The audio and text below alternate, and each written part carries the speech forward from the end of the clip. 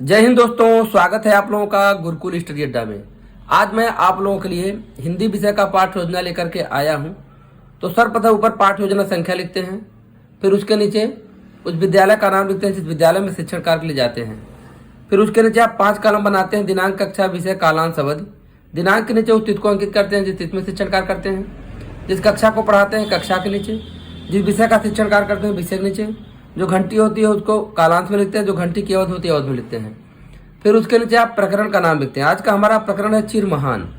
फिर उसके नीचे सामान्य उद्देश्य लिखते हैं। सामान्य उद्देश्य में देखिए क्या है। नंबर 1, बच्चों में हिंदी विषय के प्रति रुचि जागृत करना।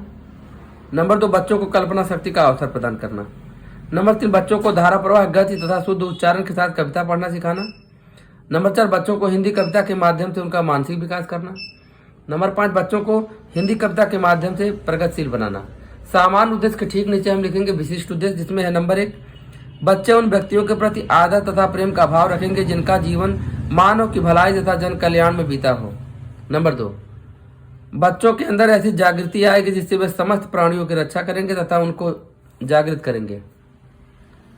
नंबर 3, बच्चों के अंदर बिना सोचे समझे किसी के पीछे चलने की आदत समाप्त हो जाएगी। इसके बाद शिक्षण विधि है जिसमें प्रश्नोत्तर विधि और व्याख्यान विधि है। आगे बढ़ते हैं और इसके बाद हम यहाँ देखते हैं सहायक सामग्री। सहायक सामग्री में क्या है? सूर्य, चंद्रमा, पेड़ पौधे, नदियों तथा महापुरुषों का चित्र जो सदैव जीवधारियों का कल्याण करते हैं। इसके बाद पूर्व ज्ञान हेडिंग रहेगी। बच्चे विभिन्न ग्रहों की सामान्य जानकारी रखते हैं तथा मनुष्य की समस्याओं से अवगत है। नीचे हम प्रस्तावना हेडिंग डालेंगे जिसमें 3 कॉलम बनाएंगे। क्रम संख्या, छात्र अध्यापक क्रिया और छात्र क्रिया। पहला प्रश्न करेंगे किसी एक बच्चे को खड़ा करके कि वह ग्रह बताओ जिसमें जीवधारी रहते हैं। छात्र बताएगा पृथ्वी। अगला प्रश्न यहीं से बनाकर किसी दूसरे बच्चे को खड़ा करेंगे, पृथ्वी पर सबसे जागरूक प्राणी कौन है? छात्र कहेगा मनुष्य।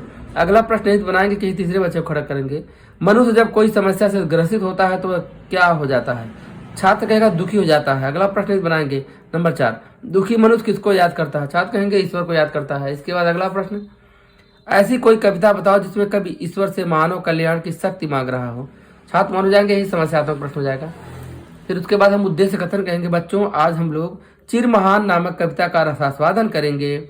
इस कविता के रचयिता श्री सुमित्रानंदन पंत जी हैं। इनको प्रकृति का सुकुमार कवि भी कहते हैं। इनकी एक महत्वपूर्ण पंक्ति है, I love not man the less but nature more. मैं मनुष्य से कम प्यार नहीं करता लेकिन प्रकृति से अधिक करता हूं। इसके बाद देखिए प्रस्तुतिकरण है। कविता देखिए क्या है।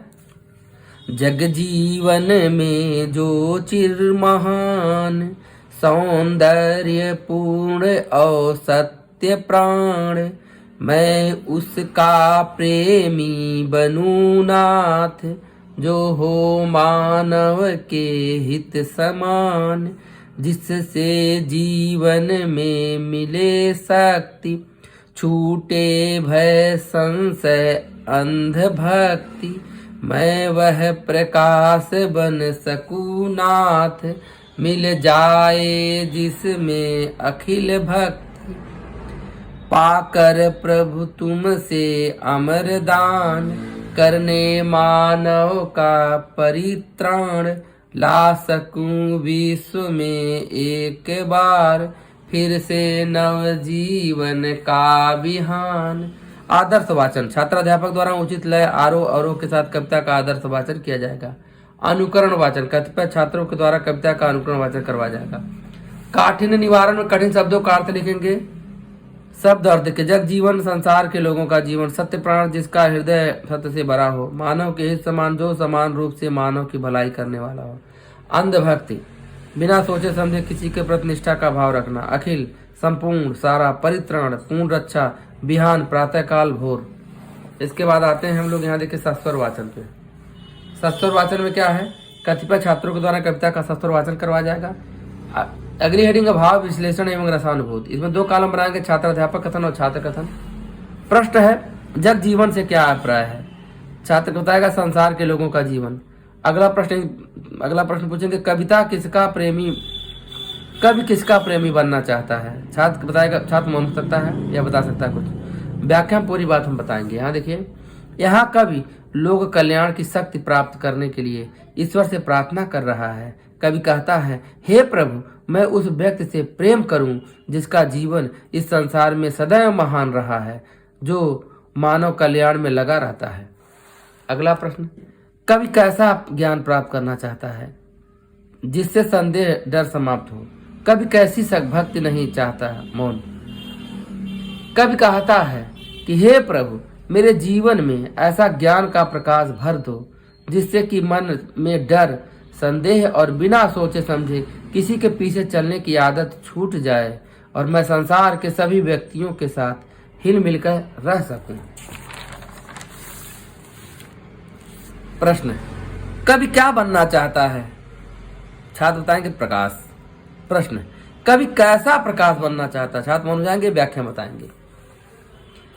कवि मानव कल्याण करने की इच्छा को प्रकट करते हुए कहता है, हे प्रभु, आपसे ज्ञान का प्रकाश प्राप्त करके मैं संसार के प्राणियों की रक्षा करते हुए उनको जागरण का संदेश दे सकूं और इस संसार में नवजीवन का सवेरा ला सकूं।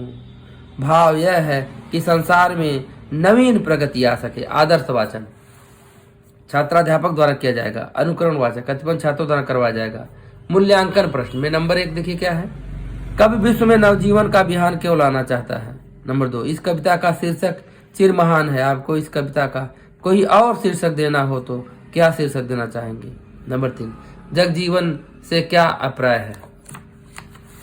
श्यामपट्ट कार्य छात्राध्यापक छात्रों से श्यामपट्ट कार्य कर उतारने के लिए कहेंगे। निरीक्षण कार्य, जब छात्र श्यामपट्ट कर कापी में उतार रहे होंगे तब छात्राध्यापक कक्षा में घूमकर उनकी कापियों का निरीक्षण करेंगे। गृह कार्य, संसार में मानव कल्याण के लिए कौन कौन उपाय किए जा सकते हैं लिख कर लाना। नीचे हस्ताक्षर पर्यवेक्षक हस्ताक्षर छात्राध्यापक।